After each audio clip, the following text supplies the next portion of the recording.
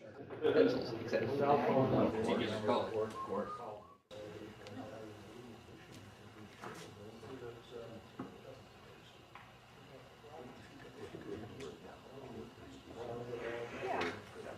thinking that could work. We'll have to look at it, just see how much of the details between at various scales and then location. Yeah. We talked earlier about this challenge.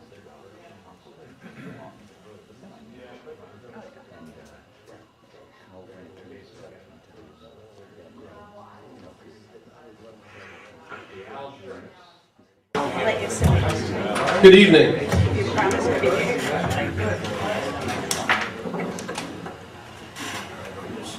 My name is Mark Geis. I'm the Deputy Director of Planning and Economic Development for Chautauqua County. I want to thank you all for coming today, and today is an important milestone for us. We've been working on this SAV management plan now for 6 or 8 months, and we're here tonight to provide to you a kind of a status progress report and to get your input on the inventory of what we've done so far, which is really, as you see up here, these maps, is mapping the bathymetry in the littoral zone and plant abundance and sensitive areas, man's uses, and then the conflicts between the two. And, before I go on to the agenda real quick, I want to also acknowledge that we're a little bit behind on this project. And in full disclosure, I want you to know that we're doing the best we can with the resources we have. And I guess at the end of the day, we'd rather get it right than do it fast. And so we're doing the best we can with what we have, and we hope that you're impressed with where we're at today and that you see our vision going forward. As far as the agenda goes, before I turn it over to Jeff Diers,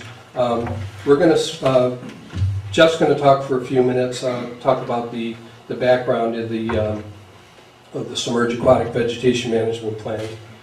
And then Mike Martin is going to give a presentation, a PowerPoint presentation about, where we're at, how we created these maps, and where we're going. And then we're going to provide a Q&A session of 20 minutes or so.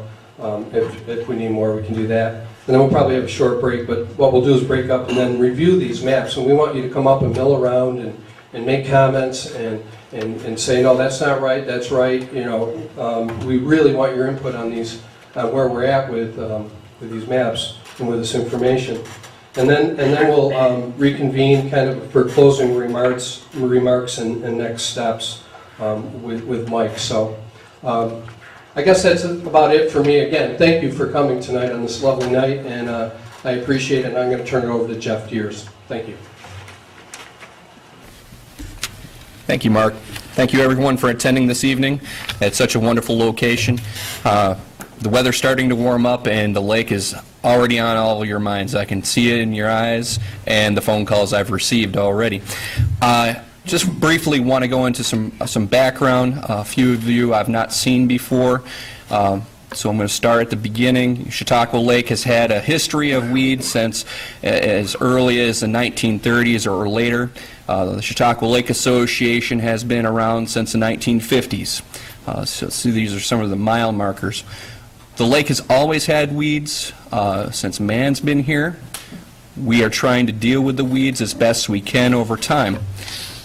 Because of change within the watershed and how we live, certain impacts up in the watershed directly relate to weed growth in the lake.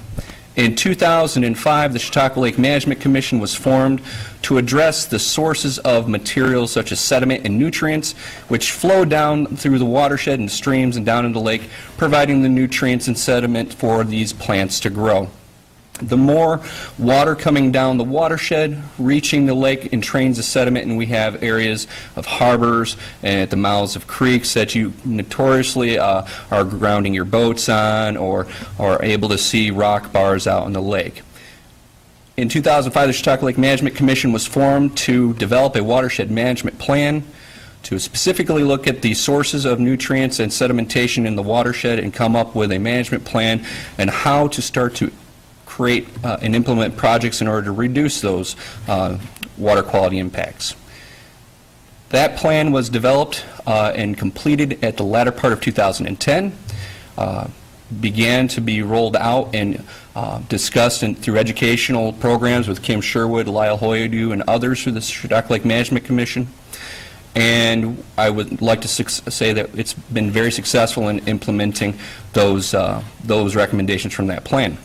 One of the main recommendations from that watershed plan was to next focus on an in-lake plan. We know how we're going to try to manage the nutrients and sediment that are coming from the watershed, but there is not an in-lake plan to help us identify the best management strategies to manage our weeds in the lake at current state. As I say, the Chautauqua Lake Association has been doing a great job.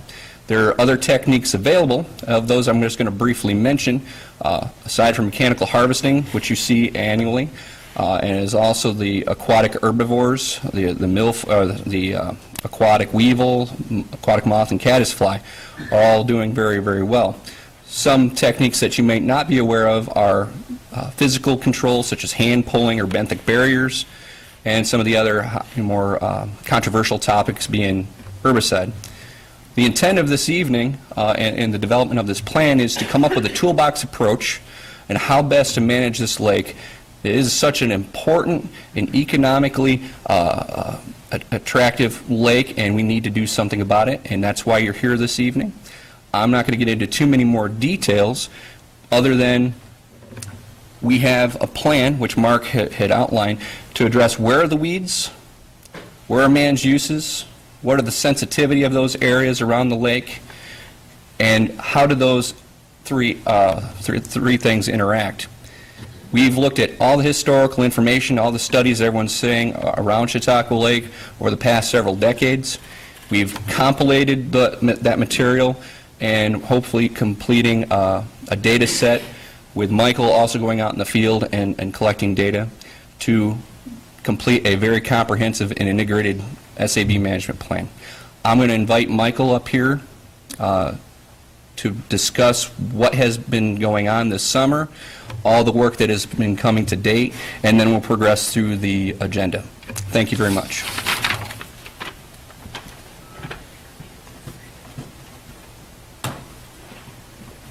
Don't panic. Good evening, everybody. It's wonderful to see such a nice turnout. My name is Michael Martin. I'm the president of Cedar Edan Environmental in Saranac Lake, New York, which is a 7-hour drive from here. We live at about an elevation of 1,800 feet. But thanks to the wonder of the internet and travel, I'm able to work on lakes across the country. And over the course of the 25 plus years that I've been doing this, I've done a lot of work on aquatic management, aquatic plant management in particular, because when I first got started in this industry, folks were mostly concerned about algae and phosphorus and controlling that. But all of a sudden, lakes began to be invaded by invasive species, and it began to become the focus of what everybody was concerned about.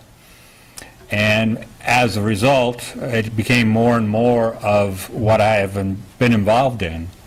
I've actually been working on invasive species control since the 80s, starting with Lake Winnipesaukee in New Hampshire, which is their largest water body, one of the largest in New England. And I've worked throughout the East Coast and on down out into the Midwest as well. What I'm going to cover today is just a really quick introduction to background, to a little bit of what Jeff has covered, but a background of the lake and the issues. I'm going to spend most of my time talking about the data collection that we've done over the summer and how that information was analyzed and presenting what we've learned. Then I'm going to move on to the next steps. Where do we go from here? And questions and answers. A lake sits within a watershed, which is the land that drains down into it. Now, Chautauqua Lake is very fortunate in that the watershed is only about 8 times larger than the lake itself. And that means that there's a very small amount of land contributing nutrients and pollution and whatever to each acre of the lake. That means that it's easy to control land uses and see resultant improvements in water quality. Conversely, it also means that the land is very close to the lake, so no matter what happens in the watershed, you're not too far from a stream or the lake itself. Also important to the lake is what's around it, and if we went back probably 250 or 300 years, aside from the folks in the boat, this is what you would see in the watershed. It would have been all forested. And there were still plants in the lake. Anytime that you have water that's shallow enough for sunlight to penetrate down into the bottom, you're going to get aquatic plant growth. So there was never a time that the lake was devoid of aquatic plants. They're just like land plants. They take advantage of any ecological zone that's available to them. An also important part of a lake ecology is its fisheries and the aquatic biology.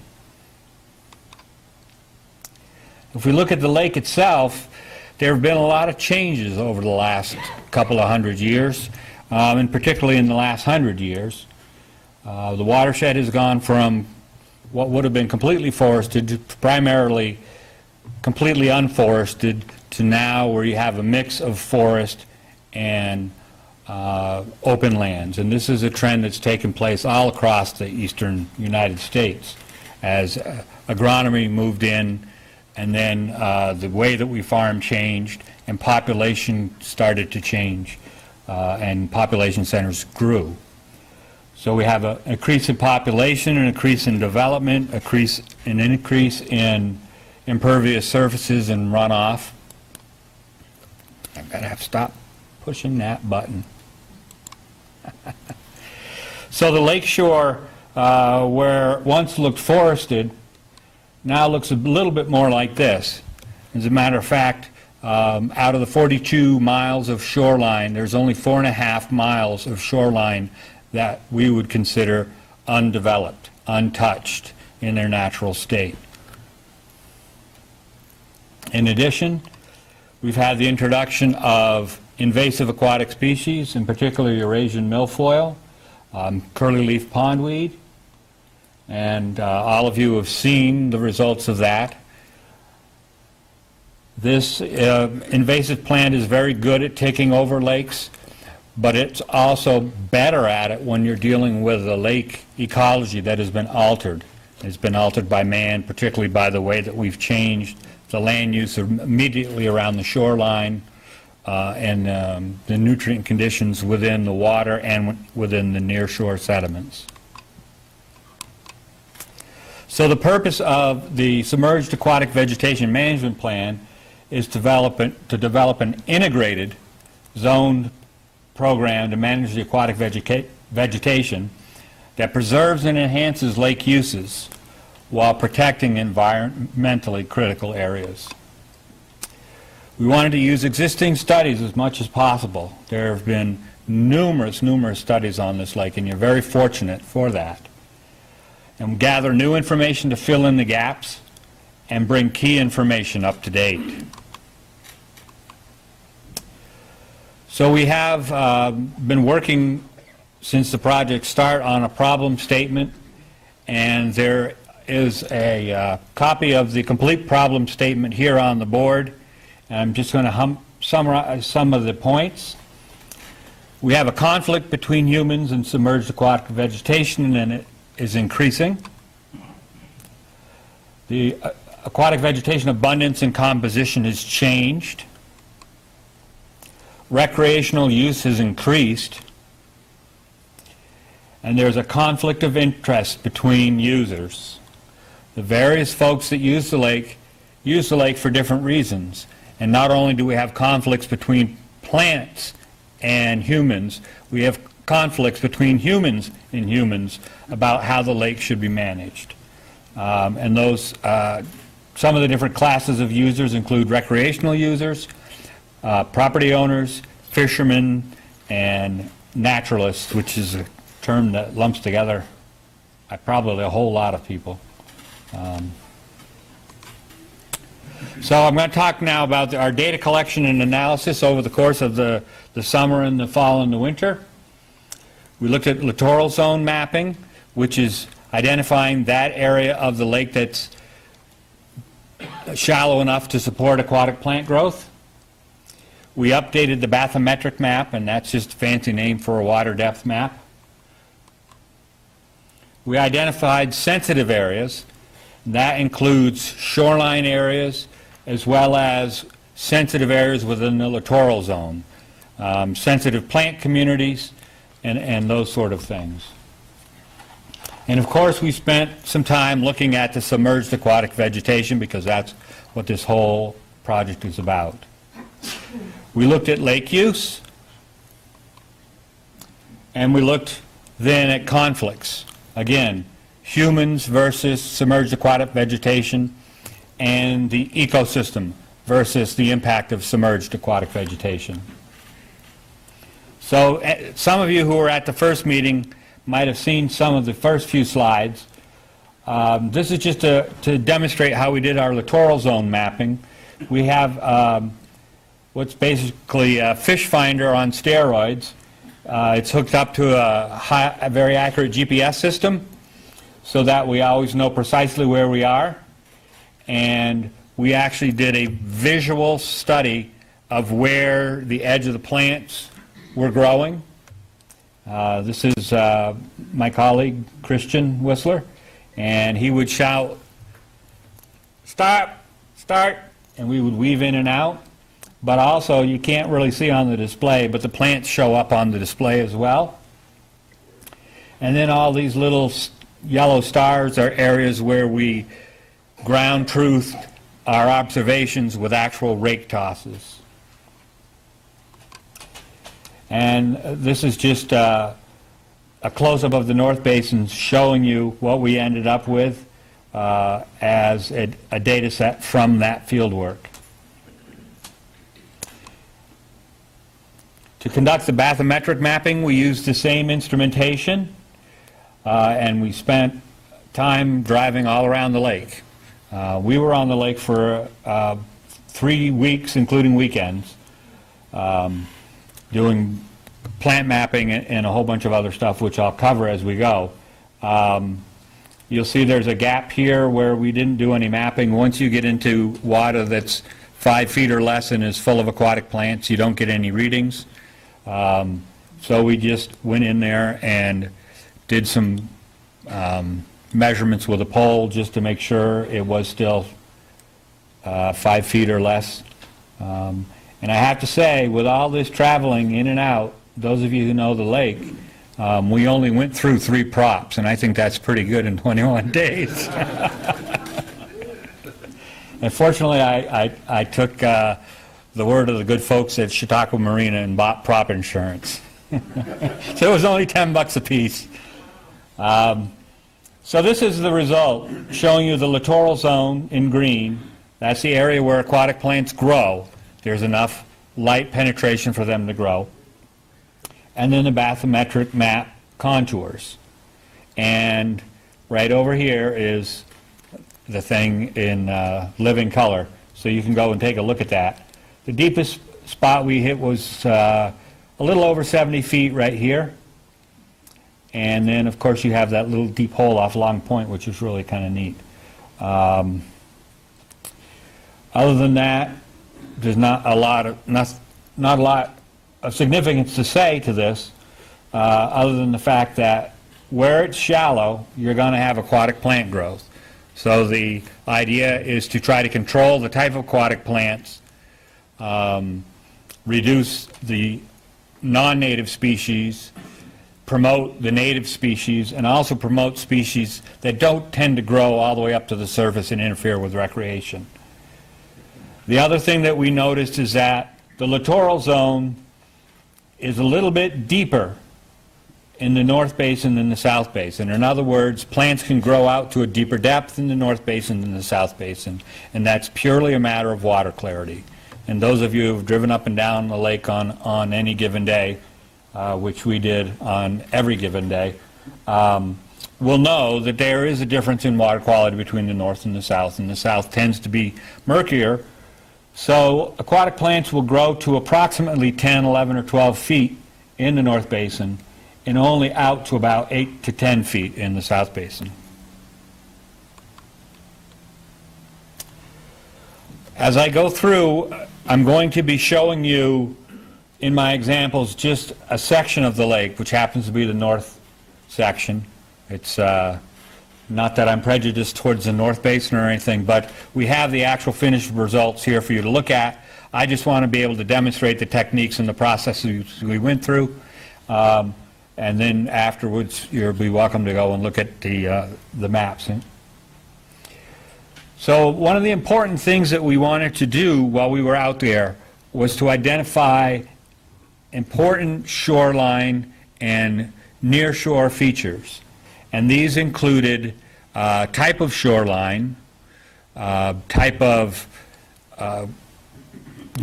growth up on the shoreline, unique plant communities that didn't normally exist in other portions of the lake, which tended to be certain species, so water lily colonies or water willow, some of the bulrushes, which were not unique necessarily because they're rare or endangered, but unique to the lake and therefore offering a different type of habitat. And we identified swim areas and docks and all sorts of things. And so that's what you see here is just a raw printout of what we collected in the field as we drove around the lake.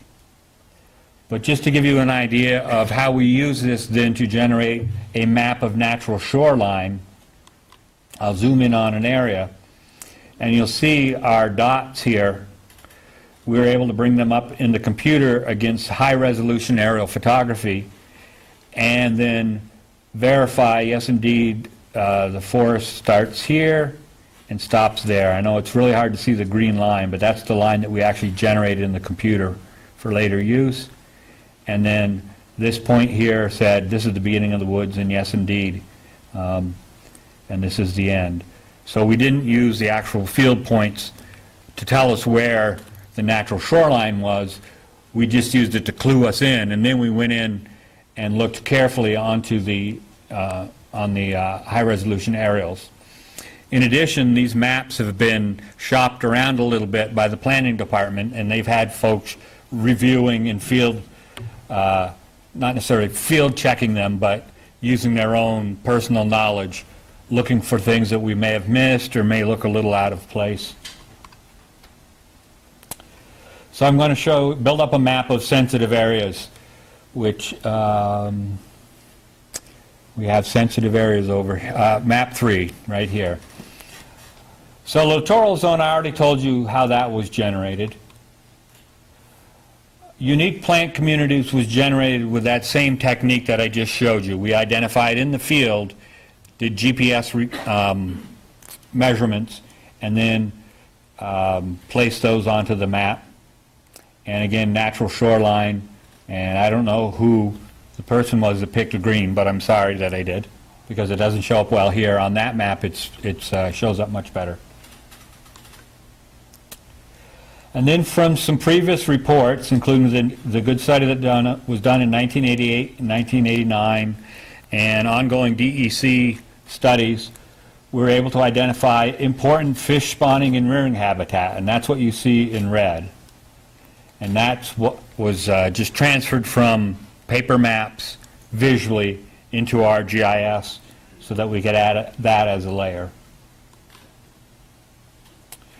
Rare, threatened, and endangered species, you'll see a little orange here and some orange along the point here.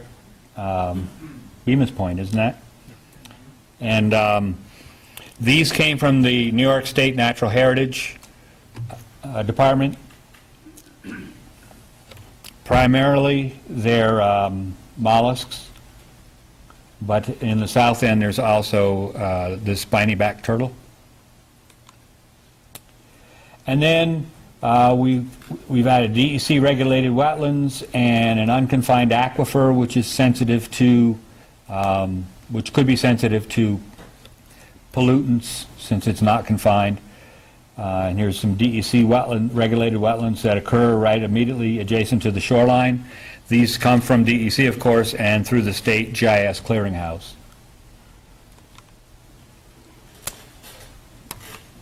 So that's how we created Map 3, sensitive areas. Now looking at submerged aquatic vegetation abundance. Will everybody be okay if I just say SAV from now on? Okay, good. Well, that'll save us 15 minutes.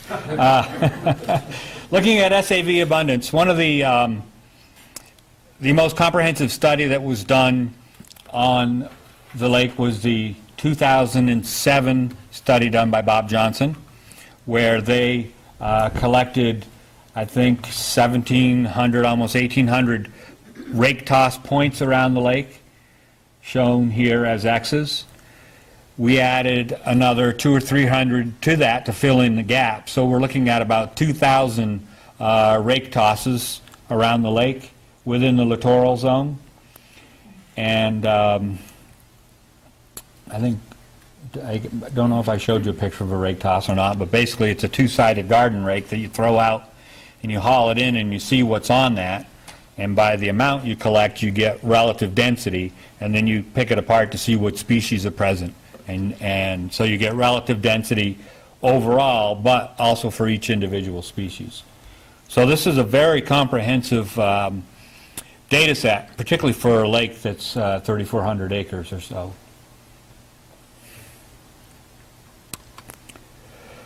So that information was brought into the GIS, and through the wizardry of what's called spatial analysis, we're able to take the individual data points and smooth them and create a map that shows plant density, and it's on a rating of 0 to 4, being none to trace, scattered, moderate, and dense.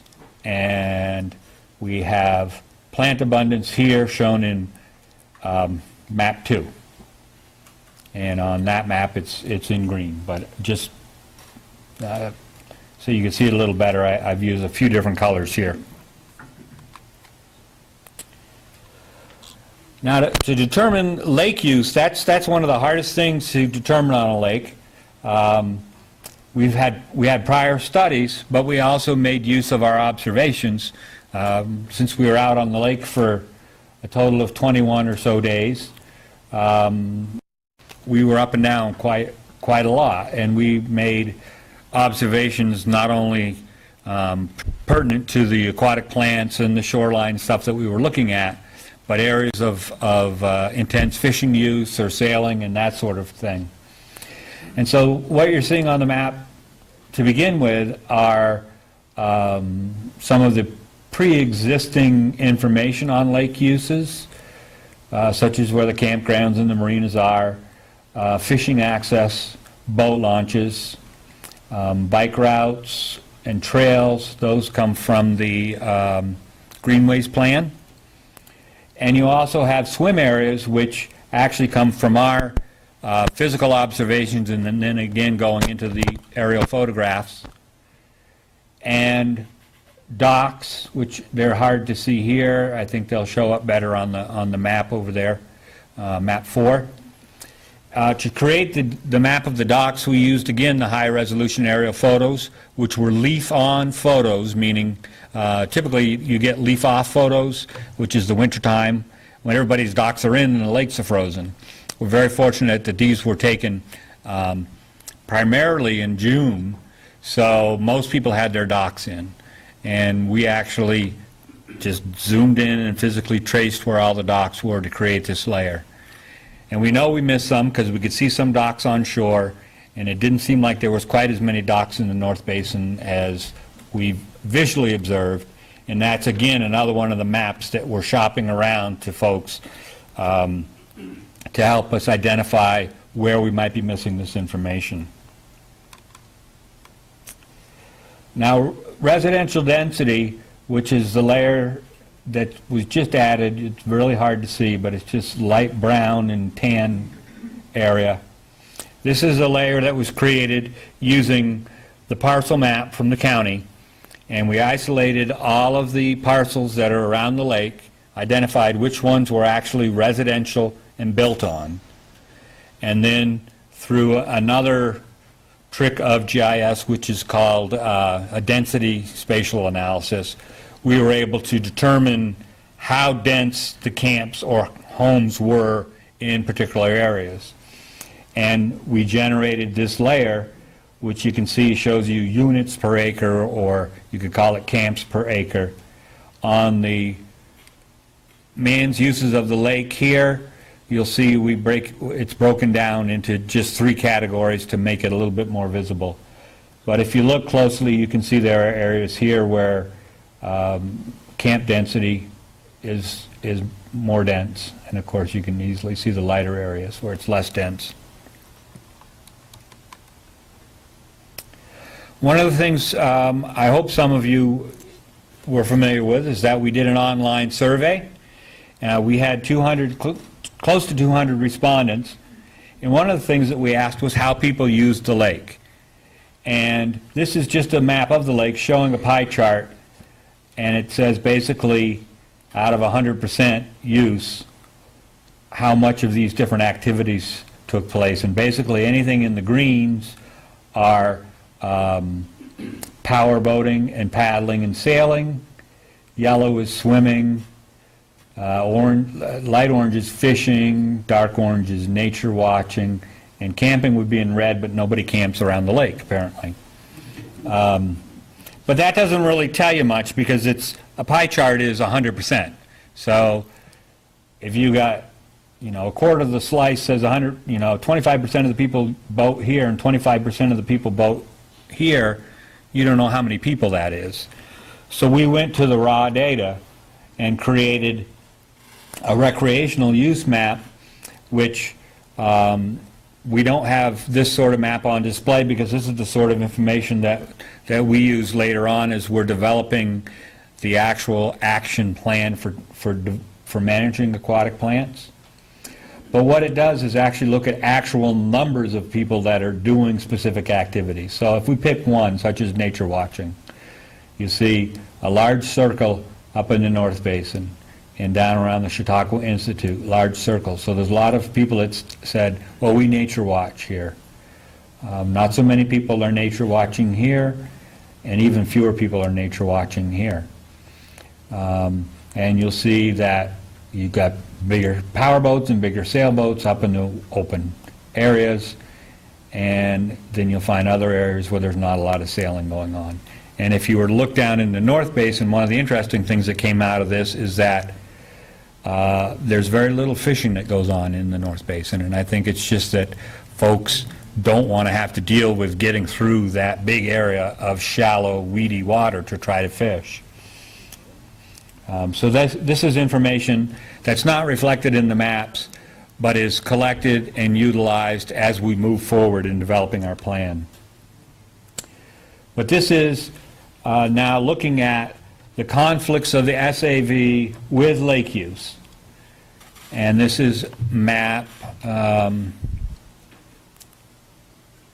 this is human use, so this would be map 5. And it's just another way of displaying all the information that I've shown you so far, so there's no reason to talk more about it. This is looking at conflicts with sensitive areas as an individual display map. And here the natural shoreline is in blue, so you can see it a little bit better.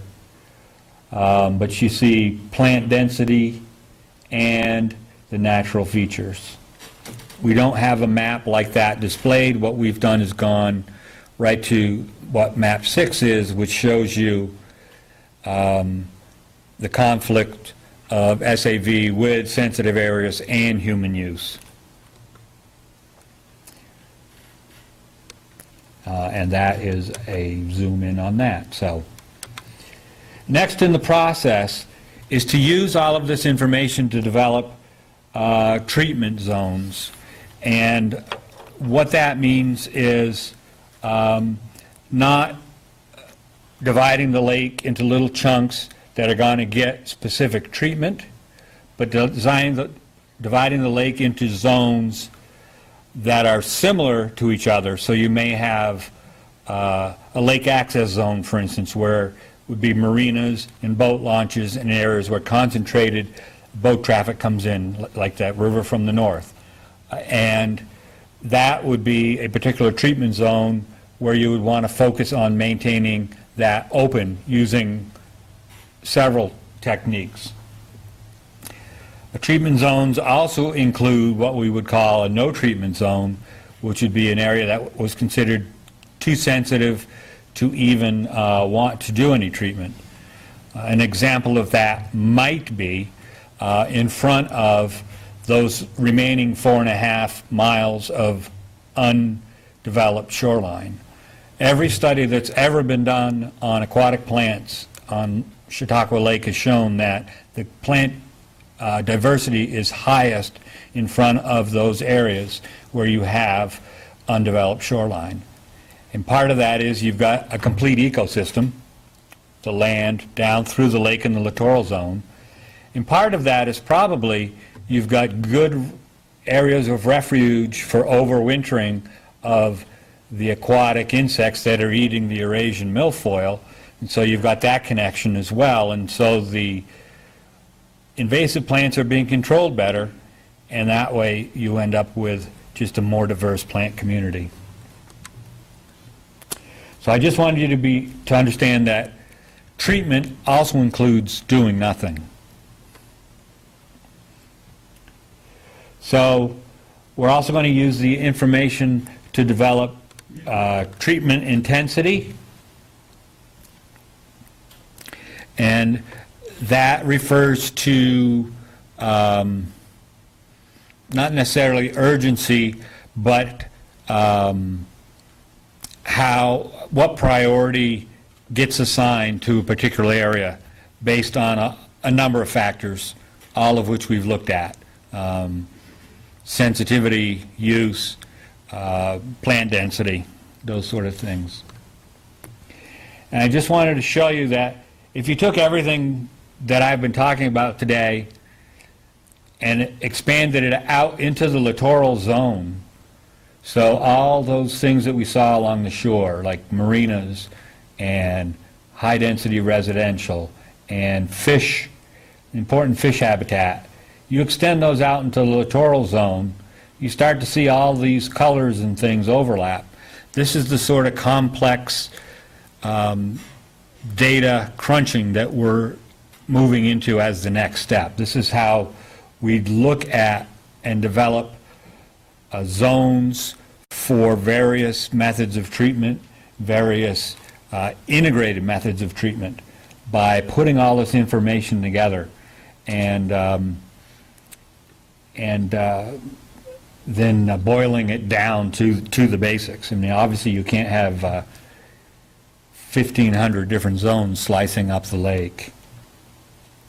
It becomes unmanageable, an unmanageable management plan. So the final next steps in the SAV management plan process is the alternatives analysis, where we look at all of the available methods of control. Jeff alluded to some of them. There are, hundreds of different ways to control aquatic plants. There are numerous biological methods. We know ones that don't work well in large lakes, so we don't have to spend a lot of time evaluating things that just aren't appropriate for this situation. But we need to look at all of the control alternatives and evaluate them for appropriateness, not just for Chautauqua Lake, but for the different parts of Chautauqua Lake that may require different levels of treatment. We're going to be developing the integrated treatment plan, and an integrated treatment plan is no different than from a farming perspective, where you have an integrated pest management plan. You have appropriate control methods, you specify control intensity for each zone, and you develop threshold scenarios that trigger when you do or don't treat.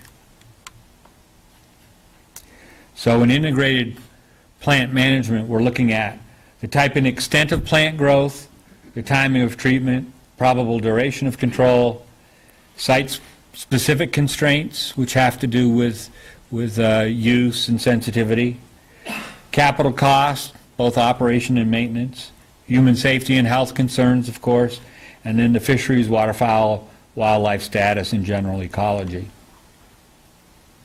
Impacts on known herbivore populations, possible mitigation techniques and costs, replacement of non-target plants.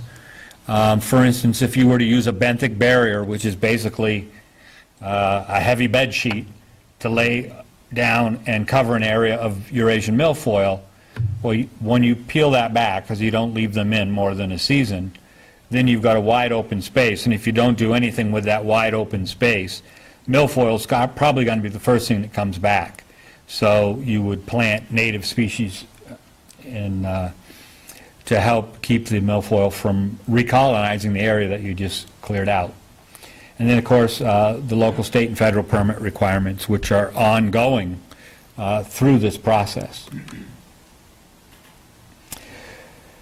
We're developing an action and implementation plan.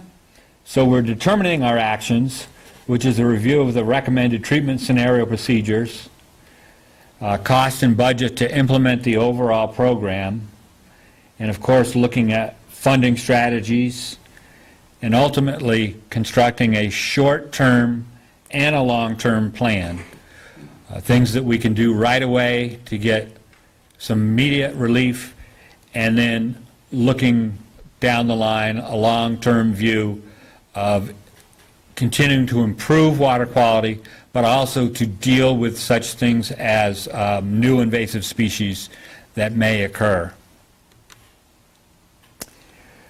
One of the things that we're adding into this management plan to make sure that it's not just a document that we use once and then say, okay, we did it, we're done, is adding a monitoring and modification process to it, so that we'll have mechanisms in place that allow us to track the activities that we conduct and modify the plan as we proceed over time. So we'll have this monitoring and evaluation process in place that may trigger less treatment in an area, more treatment in an area, or just deal with new infestations.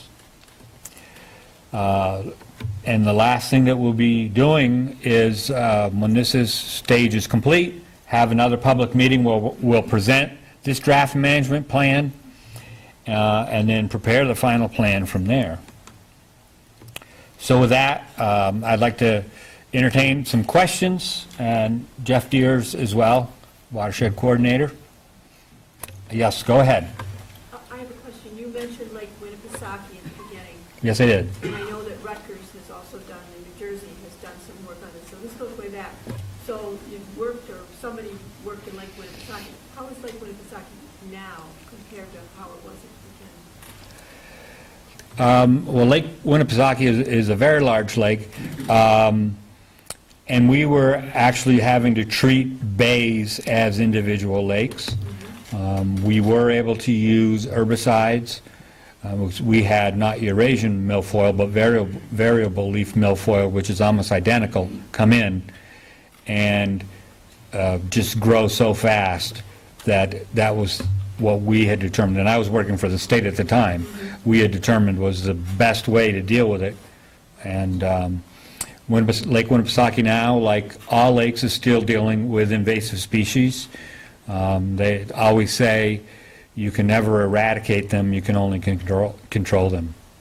Did they say it was better than it was when you started? Well, I haven't been on the lake in years. I grew up in New Hampshire, but I haven't heard that it's worse. I know that we made a lot of improvements the 10 years that I was doing that. Yes?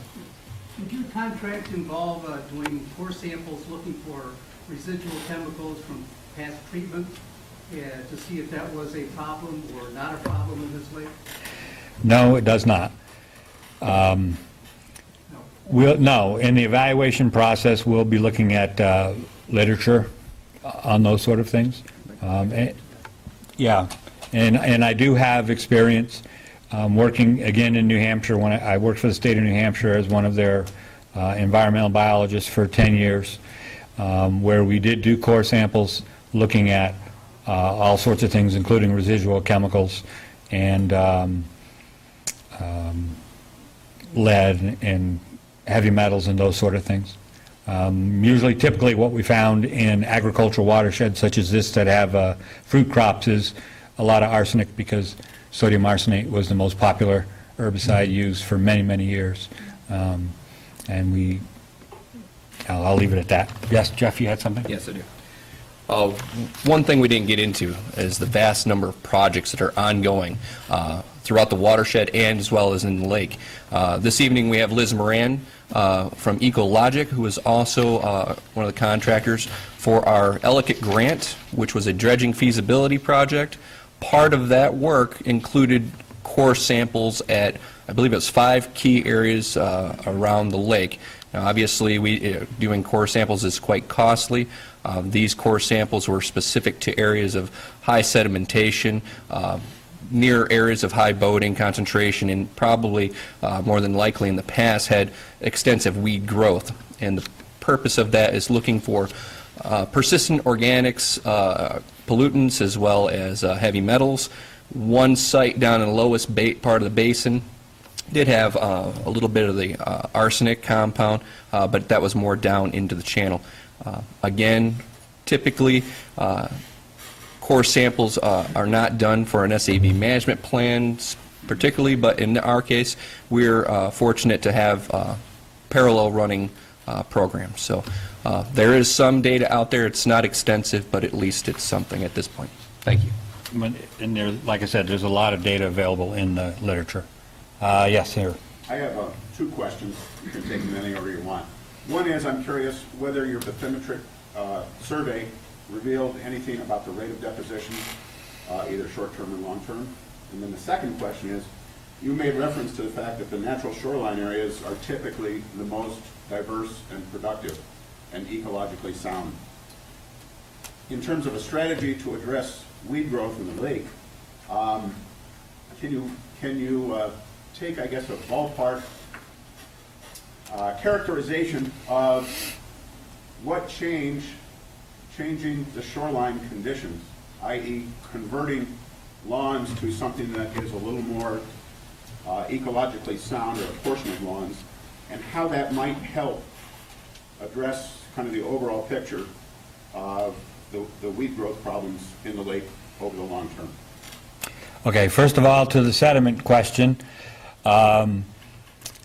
not knowing the accuracy of the original bathymetric maps and having no digital data from them, only, copies of copies and that sort of thing, it would be impossible to determine a rate of sedimentation. The bulk of the sedimentation that you see happens around the major inlets, and a good way to do those, as well as the survey work that has been done over this past summer in conjunction with our study, is to just look at aerial photos over the last decades, and you can go back almost every 10 years, way back into the 30s, and see aerial photos and look at that sort of deposition. Regarding plant diversity and shoreline, if I was here to develop a lake management plan instead of an SAV management plan, one of the first things that I would tell you is that you need to install buffer zones in front of all of your properties. I've never been on a lake that has had so much hardened property with grass that goes straight down to the water. And it's been shown time and time again in studies that even a modest buffer, like 3 feet of uncut vegetation, a mixture of grasses and shrubs, they don't have to be unattractive, goes a long way to reducing the direct runoff of nutrients from those properties. And there's, some pretty good slopes around the lake. So even though they're grassed and well grassed, there's nothing that stops the water during heavy rain. So that would help improve conditions. It certainly wouldn't return to natural conditions, but it would help improve greatly what's going on in the near shore zone, where you have excess nutrients from either septic leachate, if there's, where in the areas where you have septic system, or runoff from pet waste or fertilizers or whatever you may have. Yes? I have a lot of reservations about using herbicides to control the plants. I know it's a problem for the lake, especially when we haven't probably done everything that we can do to mitigate the excessive nutrient loading in the lake. And like you said, the plant buffer around the lake, we have a hardened shoreline, that has to be done. But one of the things that would concern me, if we used herbicides in the lake, you showed some zones, say you wanted to do it in front of a marina or boat launch. How do you control the herbicide from drifting out of that zone? That to me seems like a problem. It's not like spraying herbicides in a farmer's field to kill plants. You're in an aquatic environment. There is going to be some drift. Well, first of all, as I said at the beginning, wherever you have suitable light, you're going to have aquatic plant growth. And there's nothing that you can do to control the nutrients in the water column that's going to reduce your aquatic plant growth. There really isn't. There is enough nutrients in the sediment that if they get sunlight, you're going to have aquatic plants. So that's your first introduction to your question. We talked a little bit about this at the first opening public meeting that we had. The new classes of herbicides that are out there are aquatic herbicides, are very specific to portions of aquatic plant growth cycles, so that they have little to no limitation on water contact after the herbicide has been applied. They're formulated in such a way that they don't spread. For instance, a lot of the newer herbicides are pelletized formulation, and so they may be what we would call sprayed or broadcast spread, but where they're spread, they fall, and so their treatment occurs in that zone. They break down very, very fast. So the take-up time is instantaneous, and they break down into just non-harmful chemicals. I don't want to get into a big discussion on that, but but they've made great strides in developing herbicides that are not what we used to think about, where you had to worry about byproducts and residuals in the sediment and residuals in the water and that sort of thing. And there are herbicides now that you can apply and swim where they were applied within 3 hours. You can irrigate a field instantly, or irrigate your cattle or whatever. So you don't really irrigate cattle, but you give them a drink. Isn't that irrigating? Yes.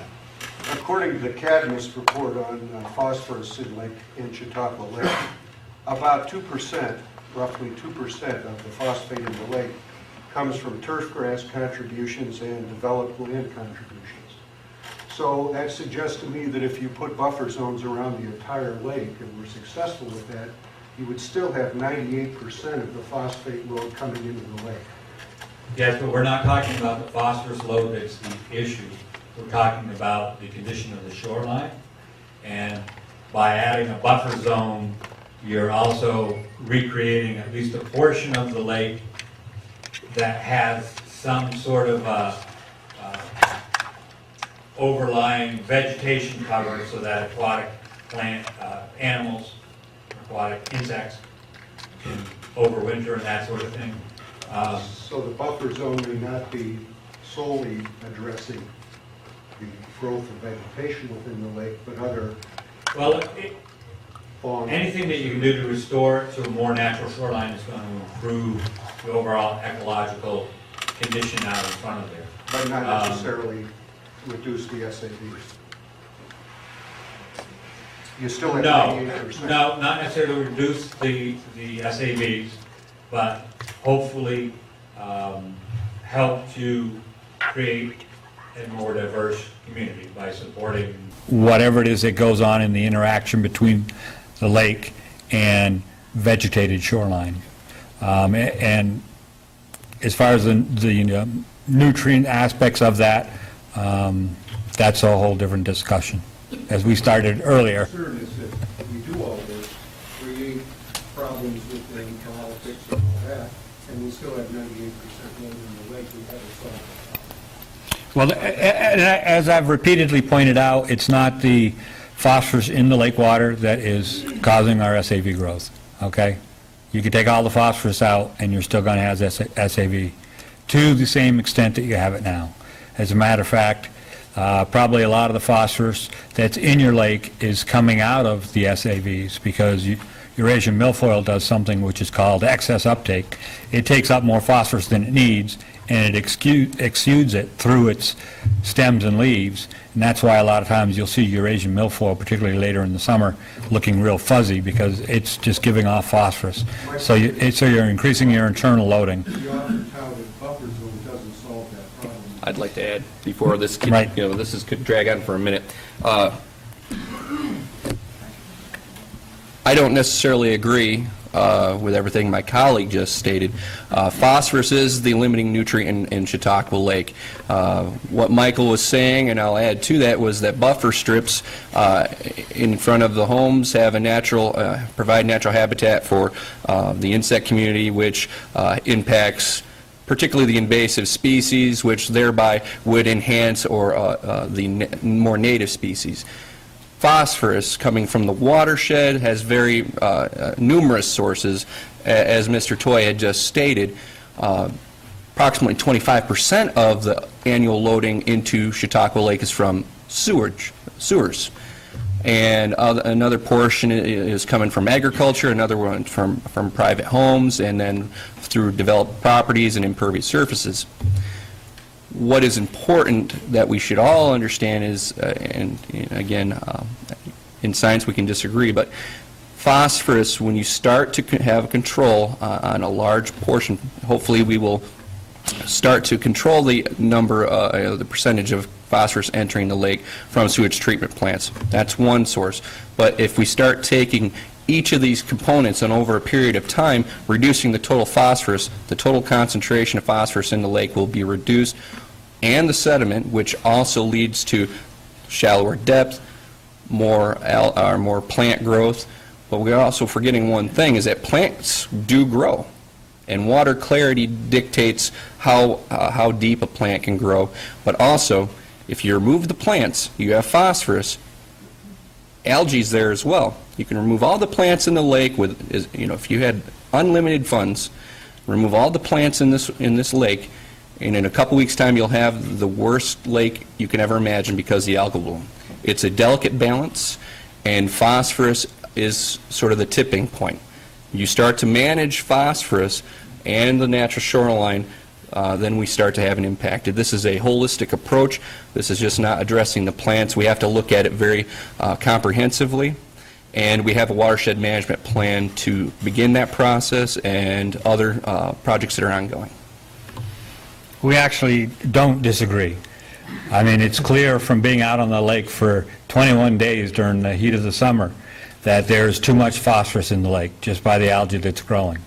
I'm here working on an SAV management plan. You have a watershed management plan. You need to follow that watershed management plan. And just the last thing I'll say on buffers is, regardless of what you're talking about there as far as percentage or whatever, every study that I've seen that's looked at buffers says it greatly improves the, greatly reduces the amount of near-shore phosphorus, and that's just the areas where we're dealing with when we're talking about SAVs. Yes, in the back in white. Yeah, my name's Tom Geisler. I represent the Chautauqua Lake Partnership, and I'm also on the commission. And having just explained that all about nutrients, I didn't see you talk about nutrients at all, and it was probably not part of your mandate to look at the nutrients and therefore the sediment. And when I say nutrients, the nutrient load that's coming from the lake, you kind of introduced, Jeff, when you started. You talked, one of the issues is, the nutrient overload in the lake. It is a huge problem for us. But you talked about, we have an SAV management plan, we have a lake management plan, we have a watershed management plan. How are all those being integrated? And is that nutrient issue being addressed in any one of those? And how is it being addressed? Have we mapped that? And when I talk about nutrients, it's not just the runoff from farms. We've got sewage issues around the lake that are contributing. And I'm just curious, having been on the commission, I don't really even have a clear picture about how all that is happening. And so I tend to empathize with a lot of people that have questions about how that's all being done. So if you could maybe help me better understand that, it might help several in the room.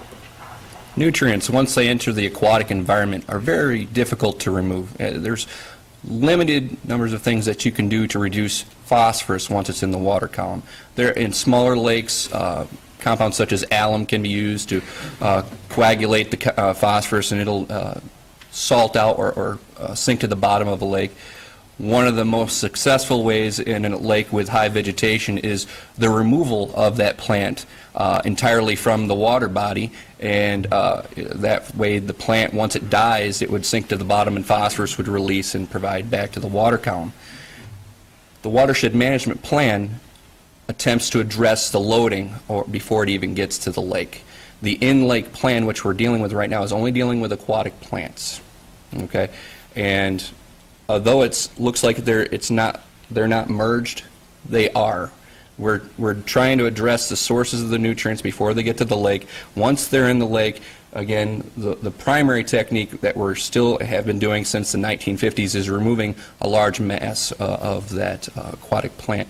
But there really isn't a way, unless you're going to put a big pump out in the middle of the lake, pump the water out and run it through tertiary treatment to remove those nutrients. It's number one, it's probably very costly, and two,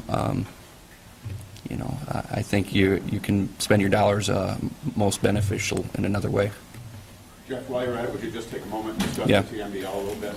Yes, thanks, Kim. Yeah. Currently, Chautauqua Lake, because it was an impaired water body classified by the New York State DEC and the U.S. Environmental Protection Agency, classified this lake as impaired because of phosphorus loadings to the lake.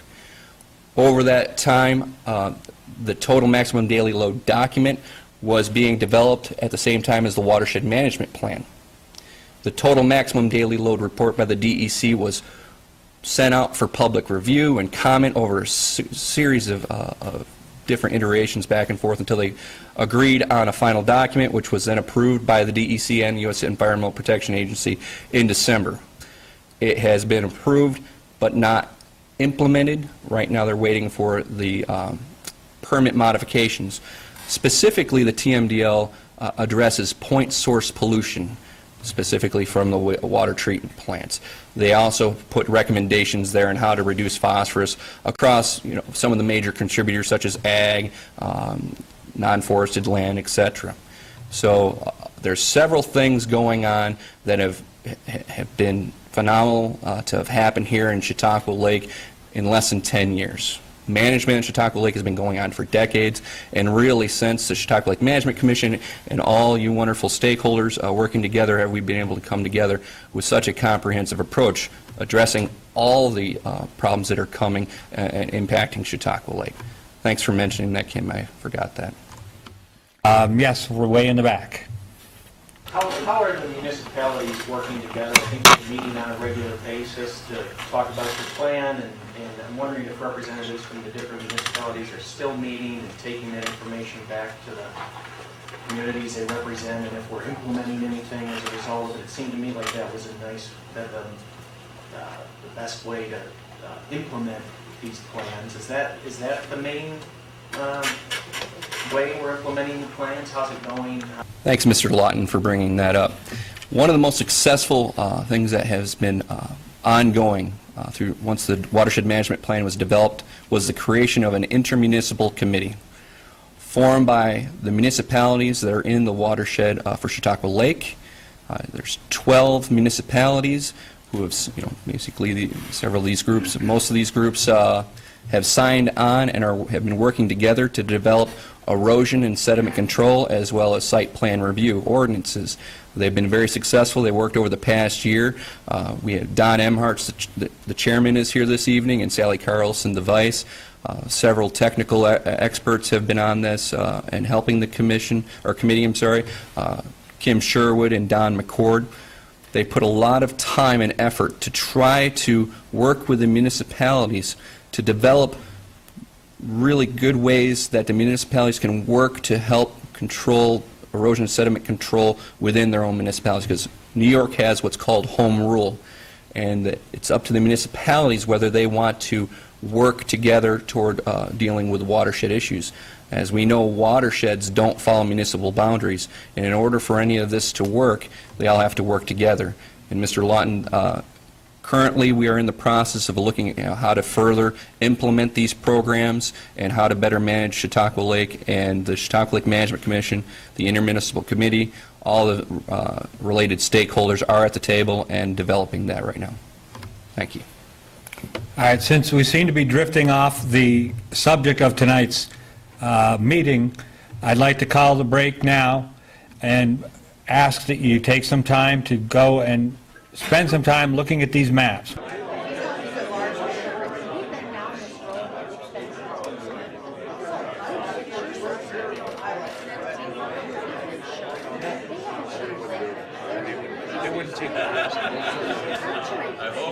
At this point, we didn't really plan anything specific other than that. Now that we've allowed you a chance to look closely at some of the information that I've been talking about, I hope you've all taken the time to submit your comments and put them in. But we have time to entertain a few more questions or general comments that anyone feels that they may wish to make, particularly regarding SAVs and yes. I noticed on all the maps that there's all sorts of plant density in the South Basin, and you alluded that you didn't get down there to really assess it, and I'm wondering how are you going to address the unique needs of the South Basin, which has more plants than Mayville most of the time? The figure that I showed you where there was a big gap that we didn't get down to, that was for collecting information on the bathymetric or water depths. We were in that area assessing the aquatic plant densities. That's where the information came from. And also Bob Johnson, who did the big study in 2007, was down there. So we have all the data from that area. That's how we can actually color the map various colors of green. We have the information. Now, in 2007, we had dense weed growth. Last year, we didn't have so much. How do we, every year it's a different summer, and we have a different problem. Will that be addressed in the plan to go with the mitigating circumstances? It will. Lakes are like that. They have, they're very different both in water clarity and the amount of algae and the extent of plant growth every year. And it's really based on the climate that leads up to it, how much of a freeze you had that winter, how much ice you had, how much snow you had on the ice, and all sorts of factors.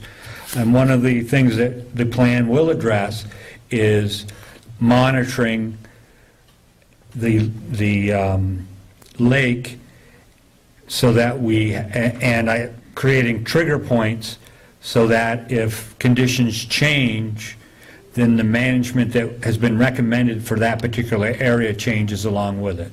So in other words, if we have an area that we had seen as low density of plants, if it changes to moderate to high density, then that would trigger some other action.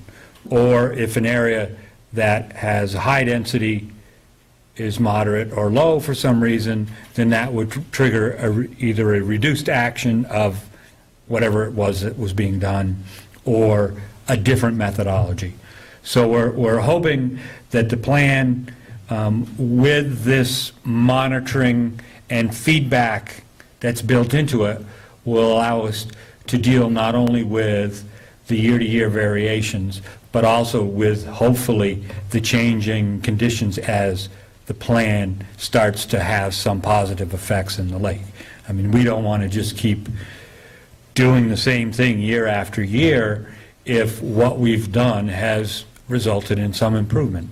So, and you also don't want to be making a new plan every year or every 2 years.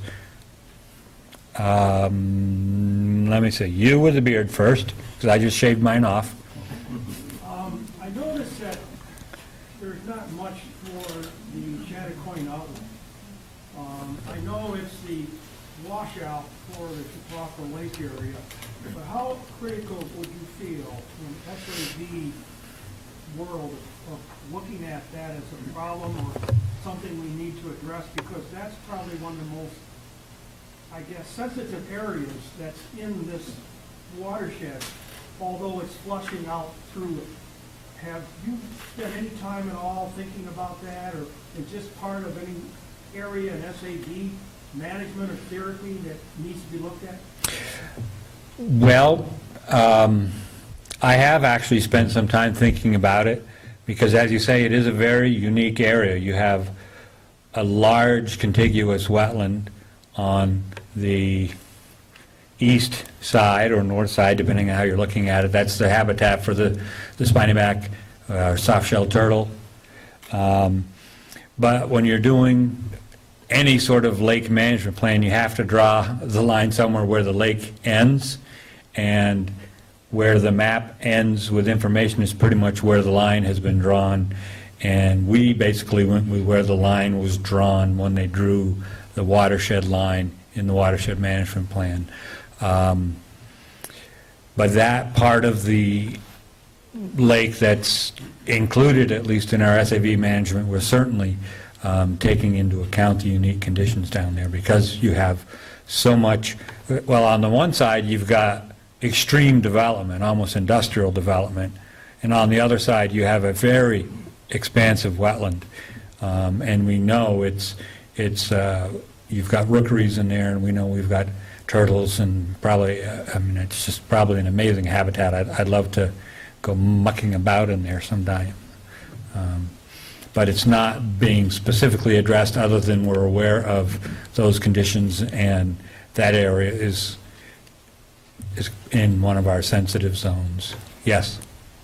When you treat a location on the lake after the plants die off, does that include removal? Are you going to mechanically remove the dead plants, or do you just leave them there? Well, it depends on your method of treatment. Of course, if you're harvesting, you are removing most of the dead plants. Well, the herbicide. If you were using herbicides,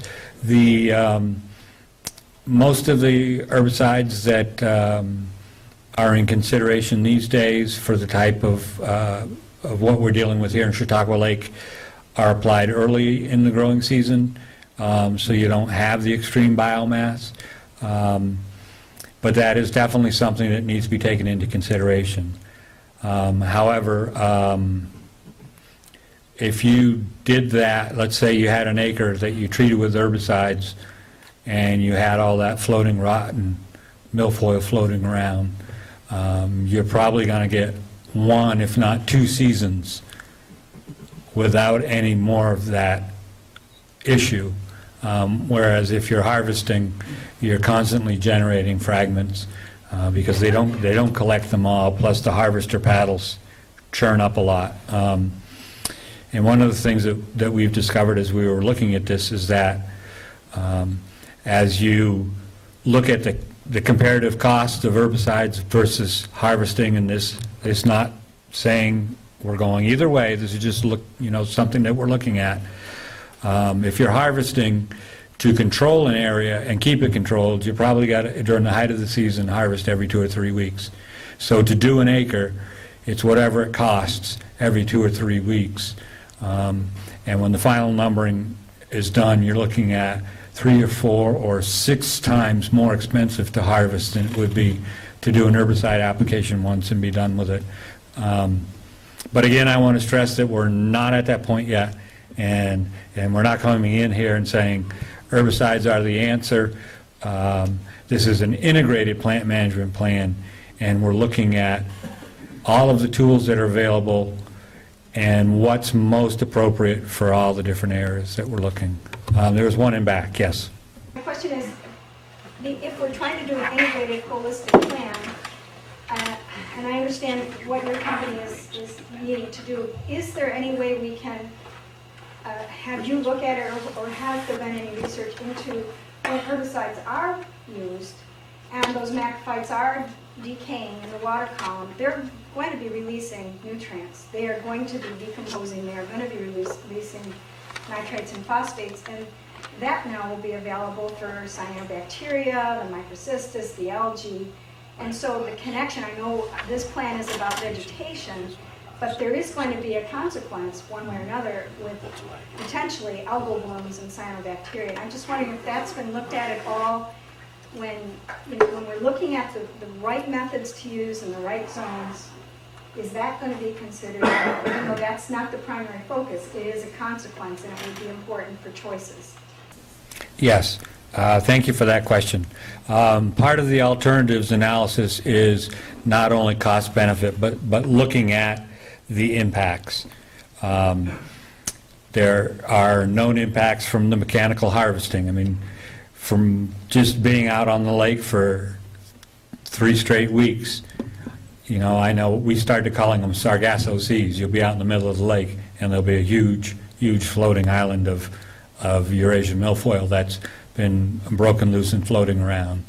And, you know, touring every inch of your lake shoreline numerous times, you know, we see all of this stuff piled up along the shoreline.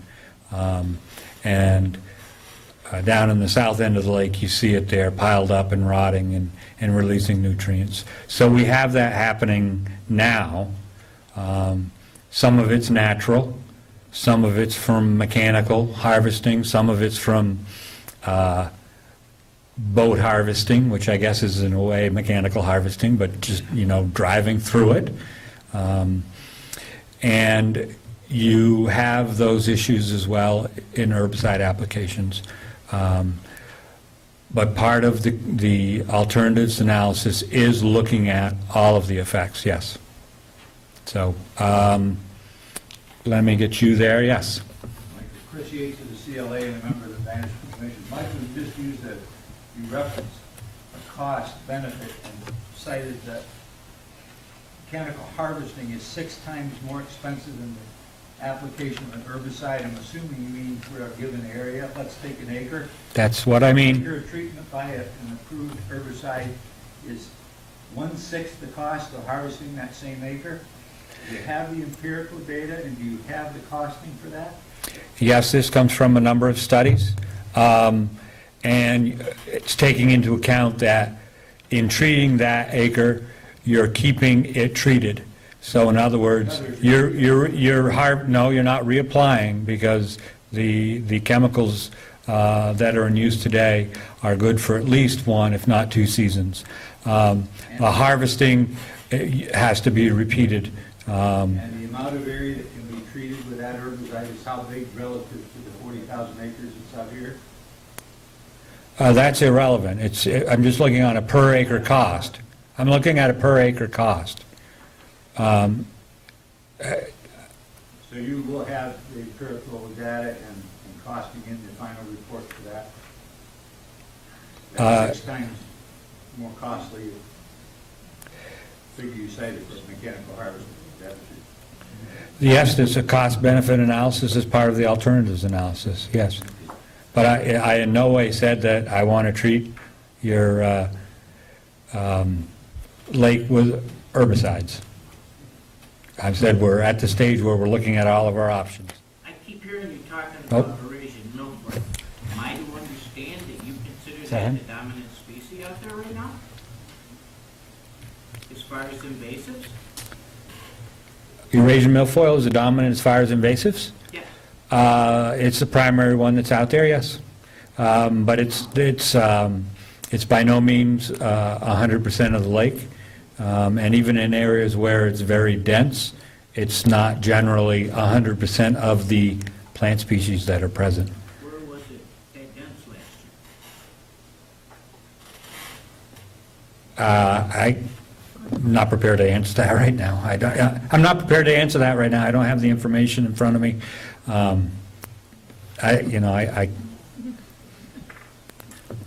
I was just concerned because I spend a fair amount of time out there, and the Aladea fire for the last 3 or 4 years greatly exceeds the milfoil. The milfoil's been way down for several years now. Yeah, there are areas where Aladea is dominant. There are areas where coontail is dominant. And coontail and Aladea are both native species, but there are a number of native species that can grow to nuisance proportions. Right. Yeah. So let's. Can you talk a little bit about some of the timing issues? As you know, we have some species that are prevalent at the beginning of the season, naturally die off. We have other restrictions that relate to fish spawning. So with the differences in weed species growth and with restrictions as it relates to fish spawning, how do you integrate that with some of your recommendations, particularly as they might relate to herbicide treatment? Well, that's certainly one of the things that has to be taken into account as you're developing your management plan, particularly as we're developing zones. We're going to be relying heavily on the DEC work that's been done and is currently being done on identifying areas where certain methods of treatment might not be the best option, particularly if they're going to be applied during a spawning season for the given species that are using the area. And it depends on whether you're talking bass or panfish or muskies or whatever. So, and as far as other plants go, for the most part, most of the aquatic plants, native and non-native, which become problematic, just get worse and worse as the season goes. Of course, the exception is Potamogeton crispus, which does exist in the lake, and that has to be treated during its growing phase. And so we would have to look at the location of the plant versus the location of any mitigating sensitivity to decide what sort of action could be taken to deal with that particular plant. So basically what we look at is herbicides that are in use and how they've worked in other lakes. And there are some herbicides that will probably be evaluated that have been used within New York State and some other larger finger-type lakes. And I think with that, I think we would like to cut it. Again, I want to thank you all for coming out. I want to thank you for your attention. I want to thank you for your input. Those of you who want to write on the lake maps, we'll give you a few minutes to write on the lake maps before we tear it down. And Jeff, do you have anything else to add? Before you all leave, I just want to say thank you for coming. All the consultants and members of the planning department and those other stakeholders, you can talk to us up front. By all means, take the pencils, write on the maps, provide all the comments you'd like, and hopefully this was a educational forum for you. Thank you very much.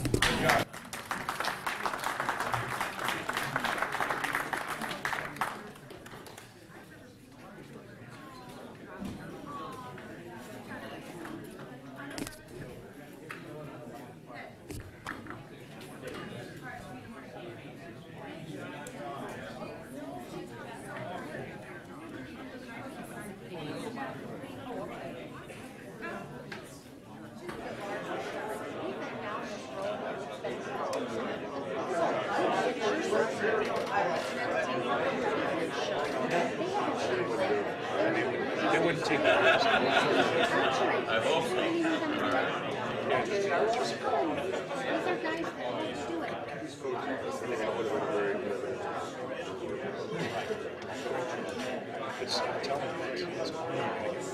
I see the herd progressively getting larger each year. It started off as 2 to 3, now it's up to 12, 13, 15. Yeah, then they're going to start eating cats and dogs. But I'm telling you.